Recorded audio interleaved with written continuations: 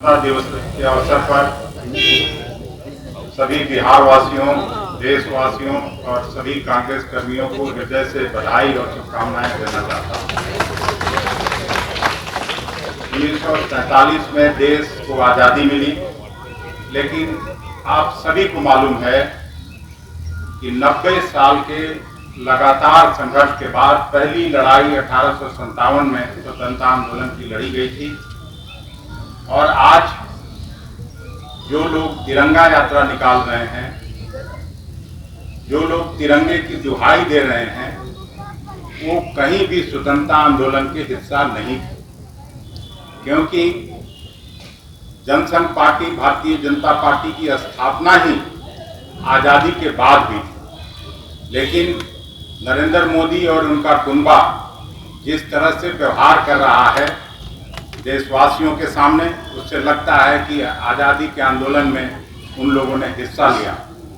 लेकिन मैं साफ तौर पर कहना चाहता हूं कि जब तक देश आज़ाद नहीं हुआ, ये लोग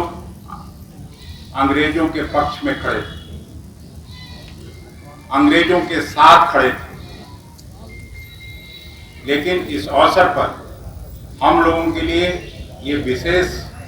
राष्ट्रीय पर्व है, क्योंकि हमारे लोगों ने, कांग्रेस कर्मियों ने बापू के नेतृत्व में, नेहरू जी के नेतृत्व में, सरदार वल्लभ भाई पटेल और सुभाष चंद्र बोस के नेतृत्व में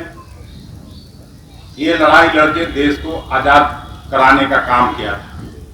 इस अवसर पर हम सभी को संकल्प लेना चाहिए, और जिस तरह से पिछला लोकसभा चुनाव में राहुल जी के नेतृत्व में मजबूती से कांग्रेस पार्टी पूरे देश में उभरी, नहीं तो ये लोग संविधान बदलना चाहते थे, देश में जमहूरियत और जनतंत्र समाप्त करना चाहते थे। सरकार जरूर उनकी जोड़ तोड़ से बन गई, लेकिन पिछला जो लोकसभा और राज्यसभा आहूत हुआ, जिस तरह से राहुल जी ने भाषण किया, जिस तरह से राहुल जी ने सभी जाति धर्म संप्रदाय के लोगों को आह्वान किया, उससे साफ है कि उनके नेतृत्व में कांग्रेस फिर से अपनी खोई हुई गरिमा और प्रतिष्ठा को वापस करेगी। इस अवसर पर बिहार के सभी कांग्रेस कर्मियों को, खास करके युवा जनता, NSY, सेवा दल और सभी साथियों को मैं हृदय से बधाई और शुभकामनाएं देना चाहता हूं कि लोकसभा में काम करने के बाद यहां हम लोगों ने यात्रा निकाली थी लॉ एंड ऑर्डर सिचुएशन पर, उसमें सभी लोगों ने सफलतापूर्वक काम किया, आगे बढ़ाया। फिर युवा कांग्रेस की तरफ से असेंबली का घेराव का कार्यक्रम हुआ, 100 से ज्यादा साथियों पर केस मुकदमे किए गए। फिर भी हम पीछे हटने वाले नहीं हैं,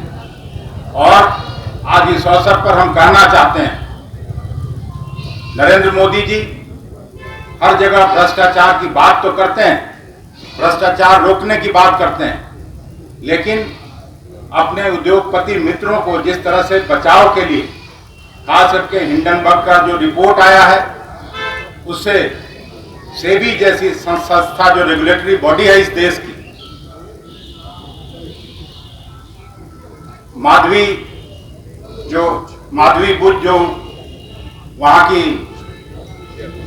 रेगुलेटरी बॉडी की चीफ है, उनका रोल भी सेबी का,